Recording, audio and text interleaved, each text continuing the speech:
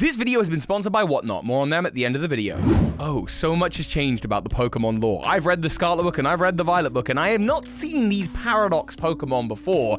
Hey Pokemon Masters, Panther J here, and with the DLC announced, there is 3 new big batches of information that I wanted to talk to you about, with number 1, of course, being these new Paradox Pokemon, number 2 being the first part of the DLC, the Teal Mask, and part 3 being the bit that features the Disc legendary Pokemon. And the name of the DLC is all to do with Area Zero. So, what is the new lore for the Pokemon world? What is the implication? What are the connections to other regions and other things going on in the world of Pokemon? That's the info I've got for you. Let's start with those Paradox Pokemon that are available today that look an awful lot like Virizion and Suicune. Obviously, if you had a chance to look into the Scarlet and Violet book while playing Pokemon Scarlet and Violet, you will have seen these creatures drawn by Heath's sketch artist 200 years ago in the depths of Area Zero, inspired by the creatures he saw down there. Now, at the time of playing the game, what we were to take of this was that Heath's sketch artist had seen Iron Treads and Great Tusk and the other Paradox Pokemon, and inspired by them, just imagined this creature.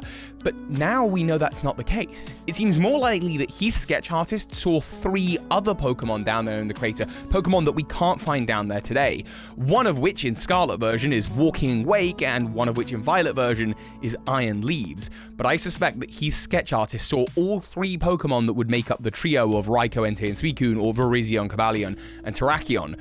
So where are the other 2 parts for each trio? Well, clearly we will get them with parts 1 and 2 of the DLC. So why aren't they in Area Zero today? Well, the answer to that is simple. We know that Paradox Pokemon can escape Area Zero. We saw it with Iron Treads and Great Tusks during the actual game, but also Suicune, Raikou, and Entei, as well as Terrakion, Cobalion, and Virizion, are Pokemon that in their first appearances were roaming Pokemon. So it seems that these Paradox Pokemon have taken note from where they were, I guess, the inspiration behind them, and have left the nest. They are out there venturing the wider world. Obviously, with these first 2 being found on Terra Raid dens, I think we will be meeting the Terrakion and Cobalion and the Entei and Raikou in the future. Yeah, part 1 and part 2 of the DLC, which are set abroad. One in a foreign exchange student school situation, and I think the second part involves a big Atlantis-like island. I'm not fully sure about that. Actually, I think that might also be part 1, but the point is these Pokemon roam. Heath's sketch artist saw them 200 years ago, and inspired by those Pokemon, drew a combination of the 3, which means that these combination of the 3 probably don't exist. We're never going to see this fusion Pokemon. This was an imaginary creature, and it will be an imaginary creature forever in the Scarlet and Violet book. But what Heath's sketch artist saw was those 3 Pokemon roaming about back then 200 years ago. What's their role in the story? Maybe we'll find out with more Pokédex entries really soon. And if we do, once I've had time to digest it, I will make a full video on just that. Speaking of traveling abroad, part 1 of the DLC, the Teal Mask. And initially we've got this legendary Pokemon wearing a teal mask. And do you know what it reminds me of? Zarude. Actually, I mean, Majora's Mask theming in general, but Zarude mostly. It's the exact same coloration, and Zarude is I think the only mythical that we actually got as part of the last generation, which is interesting because I know Lockston did a video about how mythicals could predict the next generation. So I wonder if Zarude has any relation to this. But what I think is even more likely is that this area that you're traveling to as a foreign exchange student seems to be a school in another region or area. Maybe not a full region, maybe just a smaller area. And that area, much like the Isle of Armor, actually has a lot of kind of Eastern influence. And where have we seen that recently? Well, we've seen that in Pokemon Scarlet and Violet, where the top right-hand corner of the map is filled with kind of bamboo shoots and this kind of Eastern influence music. And on top of that, we also see the Ruinous Quartet, a quartet of dark-type legendary Pokemon that brought disaster to the Paldea region. And sure enough, when you look to the poster, we see 3 new Pokemon. Munkidori, Fenzandipiti, I'm trying to read these names, butchering them, and Okidogi, who is actually the coloration. I am sure that is the same coloration as Zarude. But just looking at these Pokemon, they all have a couple of matching traits. They've got these kind of scarfed chain things. I'm sure Lockston will do a breakdown on what they're about. But also they appear to all have this kind of black coloration, and I think this is the kind of coloration that we see with like Zarude strongly associated with the dark type. I would be shocked if it turns out that these Pokemon aren't part dark type. I mean, look at Okidogi's eyes. Look at those are some, this guy's about to maul you. Oh, okie dokie. How did I not get that? That's so obvious.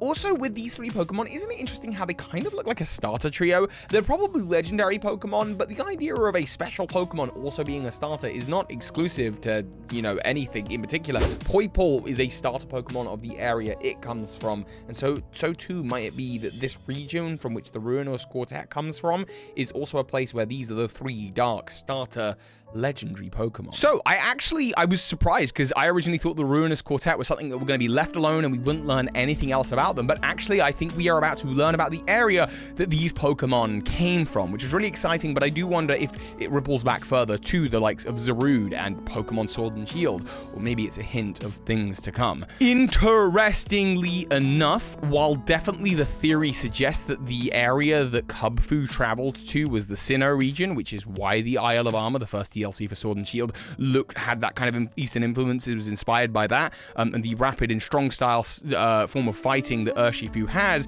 is the same as the strong and agile style that they trained in old Hisubi. It could be possible that they rewrite it, or they're changing the canon, and that actually this was the area that Kubfu went to train. We don't know enough, and we will of course find out when the DLC comes out in the fall, and that's just part 1 of the 2 parts of the DLC to do with Area 0, because of course part 3 features a new turtle legendary Pokemon. This is the disc legendary Pokemon that I thought in the drawings looked a lot closer to Zygarde than it looks like now that we're actually looking at it. But yes, I have no doubt this Pokemon is part dragon type. I have no doubt that this Pokemon has multiple forms. I have no doubt that this is the Pokemon that is responsible for the terrestrial phenomenon. This is the Pokemon you can see on its shell all the different types that has been watching the world from somewhere out there in the stars, that Heath made contact with, that allowed for the creation of the Terra Orbs and ultimately the Time Machine as well.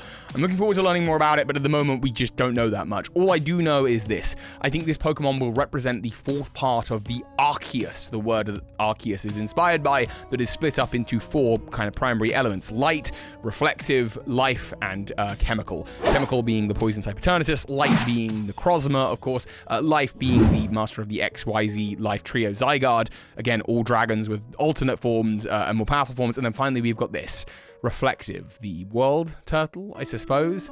We'll find out more about it very, very soon. I'm gonna go and catch these Paradox Pokemon and see what I can learn about them. We will find out more on our treasure hunt around Paldea, and let me know your thoughts in the comments down below.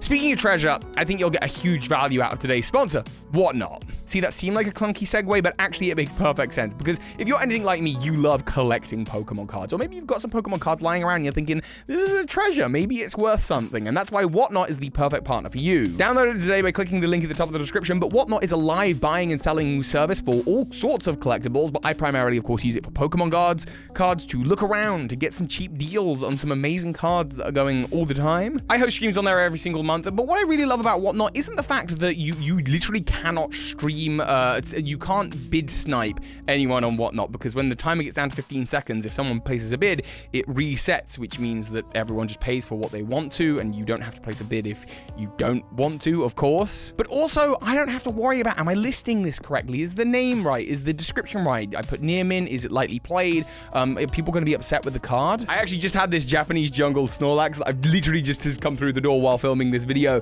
that I got from Whatnot from one of the sellers, because I saw it there. I didn't have to worry about, have they listed it with the correct information? I just saw it, got to see the card in person, decided I liked it, and placed a bid, and now I've got my Snorlax. And of course, I get to know all of the wonderful people buying and selling there, and that's what I really love about it, is that collector community aspect. So if that sounds like something for you, click that link at the top of the description, download the app today, make sure you go over to my profile and hit a follow, because the next stream I'll be doing will be the Scarlet and Violet first TCG set stream. And thank you all for watching. Thank you to Whatnot for sponsoring this video, and of course, so hi Pokemon Masters. This is Ash Ketchum. You just watched a video by Birdkeeper Toby. That makes you a Pokemon Master. Just the biggest thank you to those of you who are supporting this channel on Patreon, and a special thank you to the big patrons of the month: Jedruben, Charmander, Anzabal, Anthony Lee, the Elgator, and Michael Hornschuch. Thank you so much.